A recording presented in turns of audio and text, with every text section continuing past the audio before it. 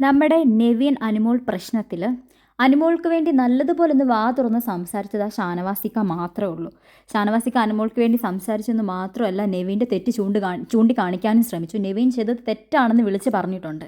ഉറങ്ങിക്കിടക്കുന്ന ഒരാളുടെ മുഖത്തോട്ടല്ല, സംസാരിച്ചുകൊണ്ടിരുന്ന ഒരാളുടെ മുഖത്തേക്കാണ് അവൻ വെള്ളം ഒഴിച്ചതെന്നും അവൻ അങ്ങനെ ചെയ്യാൻ പാടില്ലായിരുന്നെന്നും ഷാനവാസിക്ക പറഞ്ഞ സമയത്ത് നമ്മുടെ അക്ബർ പറയാണ്, എൻ്റെ മുഖത്തോട്ട് ആദില വെള്ളം ഒഴിച്ചിട്ടുണ്ട് ഞാൻ അവിടെ ഉറങ്ങിക്കിടന്ന സമയത്ത്, അല്ലെങ്കിൽ ഞാൻ കണ്ണടച്ച് കിടന്ന സമയത്ത്.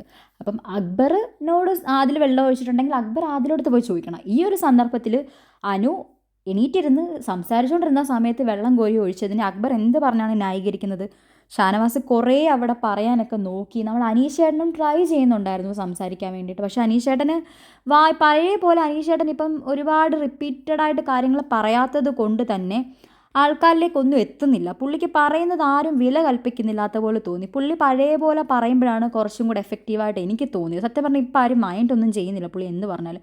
അതിനുശേഷം ഷാനവാസിക്ക ആദിലയുടെയും നൂറയുടെ അടുത്തും പറയുന്നുണ്ട്, ഇതേപോലെ അനുമോള് അവിടെ ഉറങ്ങുമല്ലായിരുന്നു, ഉറങ്ങിക്കിടന്ന സമയത്തല്ല വെള്ളം ഒഴിച്ചത്, അവൾ ഉണർന്നിരുന്ന സമയത്താണ് വെള്ളം ഒഴിച്ചതെന്ന് കൃത്യമാക്കി കൊടുക്കുന്നുണ്ട്.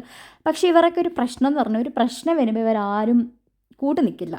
അവരവരുടെ പ്രശ്നങ്ങളിൽ മാത്രമേ ഇടപെടത്തുള്ളൂ. പക്ഷേ നെവിൻ അക്ബർ ആരും അങ്ങനെയല്ല. ഒരാൾ എന്തെങ്കിലും സംഭവിച്ചാൽ മറ്റേ ആളും അവരെ ന്യായീകരിച്ച് മെഴുകാൻ വരും. പക്ഷേ ഇവരുടെ കാര്യത്തിൽ ഷാനവാസിക്ക എന്തെങ്കിലും പറഞ്ഞാൽ ഷാനവാസിക്ക മാത്രമേ പറയത്തുള്ളൂ. ബാക്കി ആരും മിണ്ടില്ല, ആരും സപ്പോർട്ട് നിൽക്കില്ല. അപ്പോൾ അവർ മറ്റേവർ 3 പേരും കൂടെ വളഞ്ഞിട്ട് പുള്ളി ആക്രമിക്കാൻ വരും.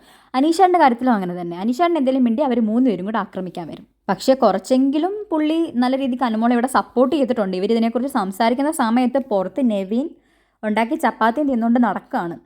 അവർക്ക് എന്ത് വേണേലും ആകാമല്ലോ എന്നുള്ള രീതിയിലും ഇവർ സംസാരിക്കുന്നുണ്ട്.